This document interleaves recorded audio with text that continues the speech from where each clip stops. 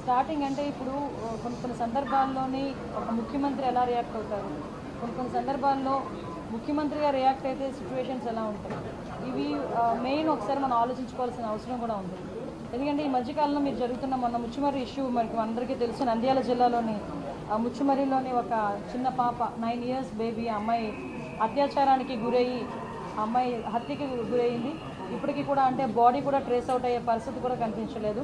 So ఇటువంటి సిచ్యువేషన్స్లోని మాట్లాడేటప్పుడు కూడా చాలా క్లియర్గా ఇటువంటి సంఘటనలు ఎందుకు జరుగుతున్నాయి, ఇది ఒక ఎత్తు అయితే నిన్ననే మనం చూసాం ఒక 6 నెలల పసికందు నిజంగా వాడిని రాక్షసుడు అనాలో వాడిని ఏమనాలో కూడా అర్థం కాని పరిస్థితి ఉంది.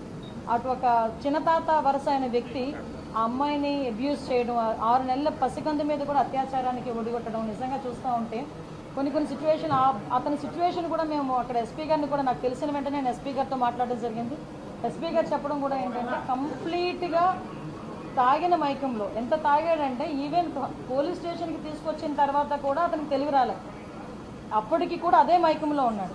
అలాంటి మైకంలో ఆ పిల్లని చిన్న పసికొందిని అత్యాచారం చేసిన సంఘటన కానీ ఇవన్నీ చూస్తూ ఉంటే చంద్రబాబు నాయుడు గారు నిజంగా స్టార్టింగ్ ఇవే టాపిక్స్ ఎత్తుకున్నారు.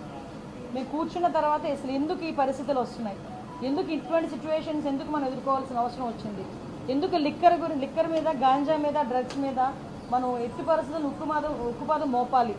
ఈ గంజాయి మత్తులోని కానీ, డ్రగ్స్ మత్తులోని కానీ, ఈ మద్యం మత్తులోని కానీ వీళ్ళు చేసిన అరాచకాలు చూస్తూ ఉంటే ఎక్కడో ఒకటి వీళ్ళకి ఫుడ్ స్టాప్ పడాలి అనే ఉద్దేశంతో ఎస్పెషల్లీ ఈ 2 కేసుల విషయంలో మనకి విజయనగరం జిల్లాలోని రామభద్రాపురం మండలం జీడిక వలసలోని జరిగిన 5 నెలల పసికందు మీద జరిగిన అత్యాచారం కానీ, ఇప్పుడు ఈ మచ్చుమరిలోని అమ్మాయి హత్య విషయంలోని కానీ చాలా సీరియస్గా స్పందించి గౌరవ ముఖ్యమంత్రి గారు ఈ 2 ఇష్యూస్కి కూడా ఒక స్పెషల్ కోర్టును కూడా ఇమీడియట్గా ఏర్పాటు చేసి ఆ స్పెషల్ కోర్టు ద్వారా అతి తొందరగా నిందితులు ఎవరైతే ఉన్నారో వాళ్ళకి శిక్ష పడే విధంగా చేయడానికి ఆదేశాలు కూడా జారీ చేయడం జరిగింది.